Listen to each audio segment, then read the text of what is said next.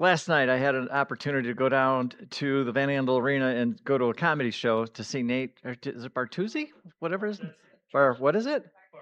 Bartetsky.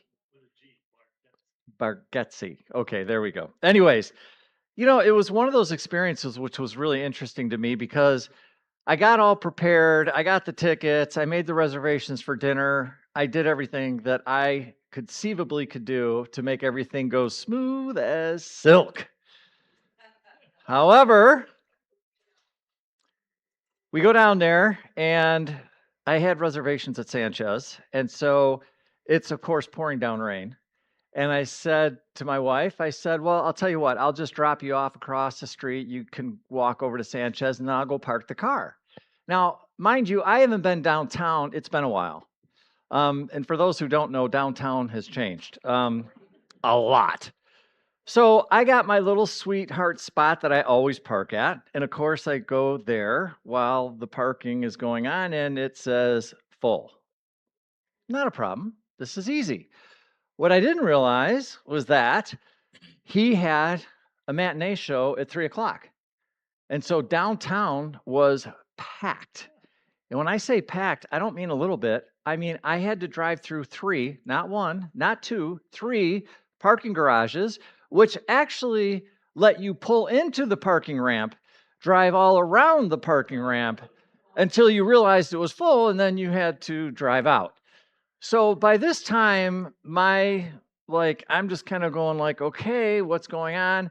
I've got my wife's waiting for me at dinner. This is now going on 10, 15, 20 minutes. I'm driving around and I mean, I can't find anything parking wise. I'm like, oh my God.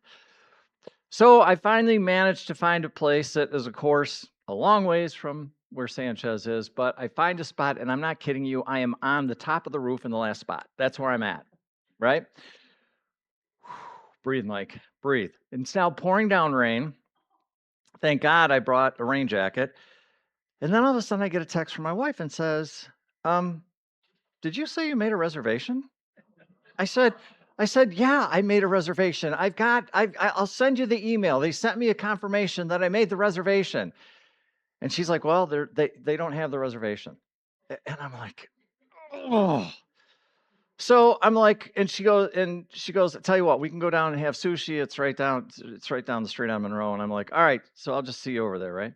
And so I'm walking over there, pouring down rain. You can imagine where I'm at, where my brain is going, right? And I'm doing everything I can just to calm down, Mike. Everything is going to be fine. I'm like, I know, but I made the plans. I did the things. I wanted it to be a nice night, and everything was right there, and I didn't have to walk very far, and all that stuff gone, and I mean gone. So I'm walking over. I get to the restaurant. I sit down, and she's just sitting there, smiling. She's happy. And I said, what reservation? I made the reservation. What happened? She said, you did make a reservation for Sanchez. The problem is you made it for the Sanchez in Chicago.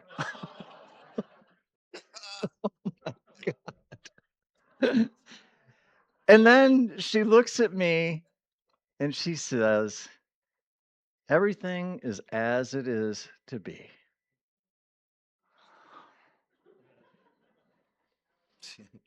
And I just thought about that for a while, and I thought, how many times in life does that happen? Where we have our plans, we've checked all the boxes, we've dotted all the I's, we've crossed all the T's, we've done everything that we thought.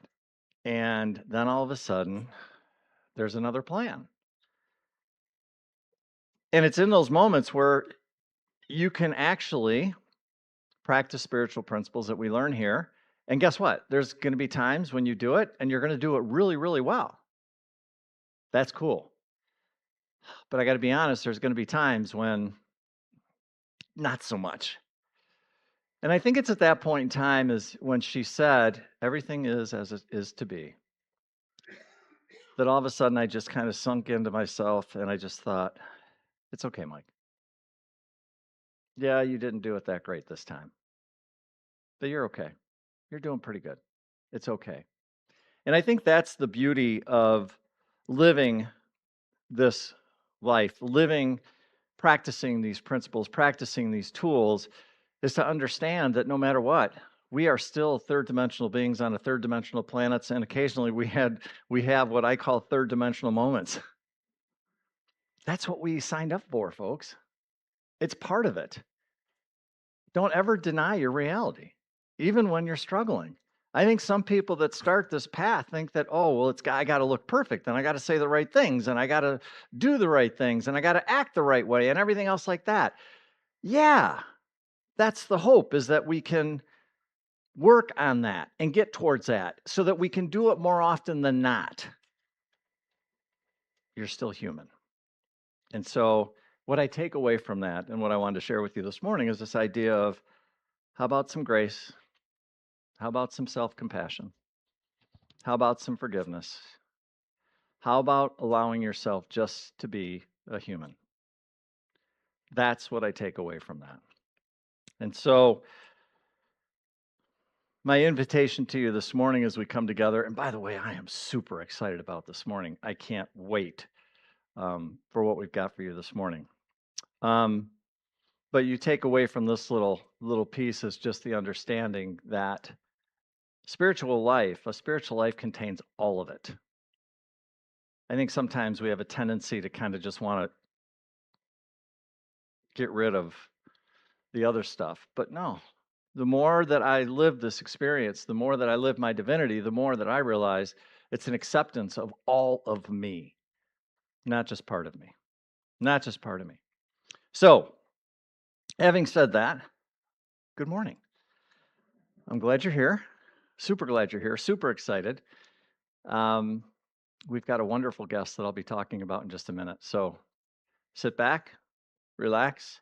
I always say this, that we come together to create this experience together. Don't ever forget that.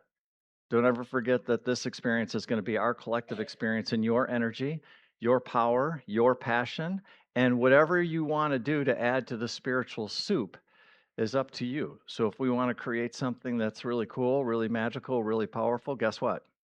You get to do that. We get to do that.